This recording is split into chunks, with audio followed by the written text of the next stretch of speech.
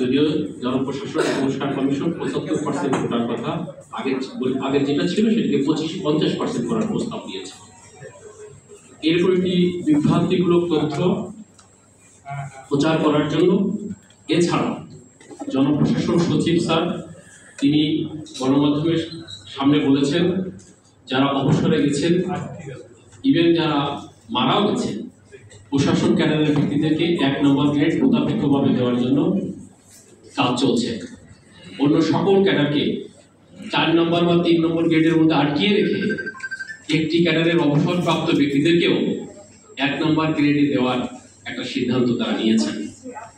এছাড়া আন্তঃক্যাডার বৈষম্য নিরসন পরিষদ জনবান্ধব জনকল্যাণমুখী রাষ্ট্র ব্যবস্থা গড়ে তোলার জন্য যে প্রস্তাব দিয়েছে সে প্রস্তাবকে আমলে না নিয়ে এমনকি আন্তঃক্যাডার বৈষম্য নিরসন পরিষদের সাথে আলোচনা বেঁধে রেখে জনপ্রশাসন সংস্কার কমিশন গণমাধ্যমের সামনে যে প্রস্তাব উত্থাপন করেছেন তার প্রতিবাদে আন্তঃক্যাডার বৈষম্য নিরসন পরিষদ তার অন্তর্ভুক্ত 25টি ক্যাডারকে নিয়ে সভা করেছে এবং সেই সভায় কর্মসূচি দেওয়া হয়েছে।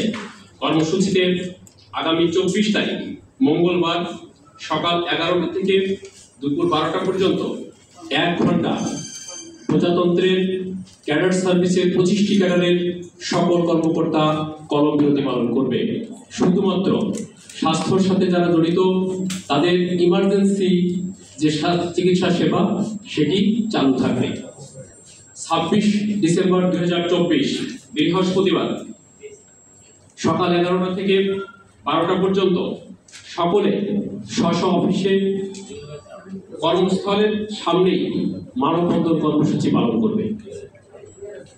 4 জানুয়ারি 2025 শনিবার আমরা ঢাকাতে একটি সমাবেশের আয়োজন করছি।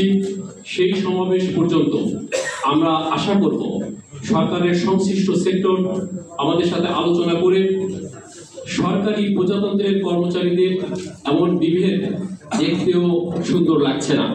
আমরা চাই আলোচনা করে এদেশের সমাজ ব্যবস্থা রাষ্ট্র ব্যবস্থা যেন জনকল্যাণমূলক সেবামূলক হয়, প্রশাসকমূলক নয়। আমরা সেবামূলক প্রশাসন চাই।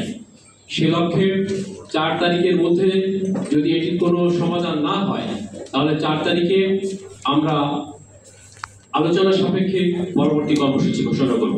সবাইকে ধন্যবাদ। আসসালামু আলাইকুম।